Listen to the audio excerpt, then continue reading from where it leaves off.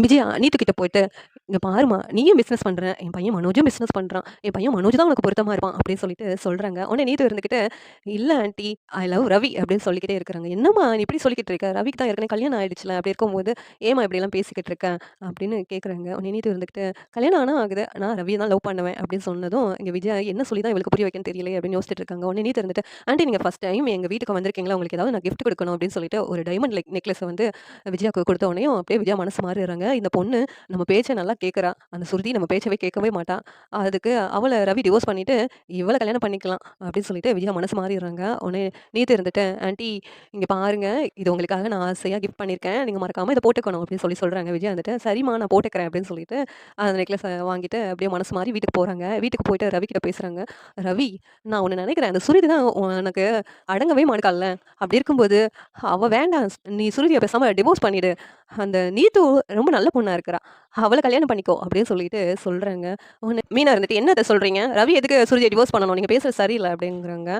அண்ணாமலையும், "என்ன விஜயா, அவங்க ஒருத்தர் ஒருத்தர் மனஸ்தாபத்துல பேசாம இருக்காங்க. கூடிய சீக்கிரமே சமாதானம் ஆயிருவாங்க. அதுக்காக நீ இப்படி பேசுறது சரியில்ல." அப்படின்னு அண்ணாமலை சொல்றாங்க. "இல்லங்க, ரவியோட நல்லதுக்கு தான் நான் சொல்லிக்கிட்டு இருக்கேன்." அப்படிங்கிறாங்க. உடனே ரவி வந்துட்டு, "என்னம்மா நல்லது? நீங்க பேசுறது எனக்கு கொஞ்சம் கூட சரியில்லம்மா. எனக்கும் சுருதிக்கும் சின்ன மனஸ்தாபத்துல பேசாம இருக்கோம். நாளைக்கே அது சரியாயிடும். ஆனா, அதுக்காக நான் எதுக்கு நீத்துவ கல்யாணம் பண்ணணும்? சுருதிய டிவோர்ஸ் பண்ணிட்டு."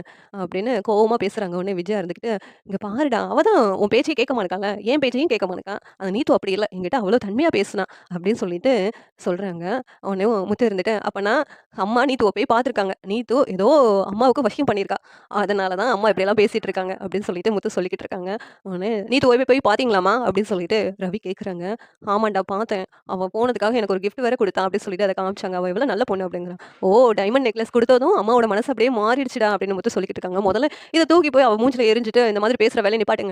அவ லூஸ் மாதிரி பேசிட்டு இருந்தான்னா, நீங்களும் இப்படியா பேசிட்டு இருப்பீங்க? என் வாழ்க்கையில சுருதிய தவிர வேற யாருக்கும் இடம் இல்ல." அப்படின்னு சொல்லிட்டு ரவி சொல்றாங்க. இத கேட்டுட்டு இங்க விஜயா, "இவன் என்ன அந்த பணக்கார பைத்தியத்தையேவும் லவ் பண்றேன்னு சொல்லிக்கிட்டு இருக்கான். அவ் அந்த நீத்து இந்த வீட்டுக்கு வந்தா நல்லா இருக்கும்னு எதிர்பார்த்தா இப்படி பேசுறானே." அப்படின்னு சொல்லிட்டு விஜயா ஒரு பக்கம் குழம்பிட்டு இருக்காங்க. இந்த சீரியல் எப்படி இருந்தா நல்லா இருக்கும்னு நீங்க நினைக்கிறீங்கன்னு கமெண்ட் பண்ணுங்க. இந்த வீடியோ பிடிச்சிருந்தா லைக் பண்ணுங்க, ஷேர் பண்ணுங்க, சப்ஸ்கிரைப் பண்ணுங்க. Thank you.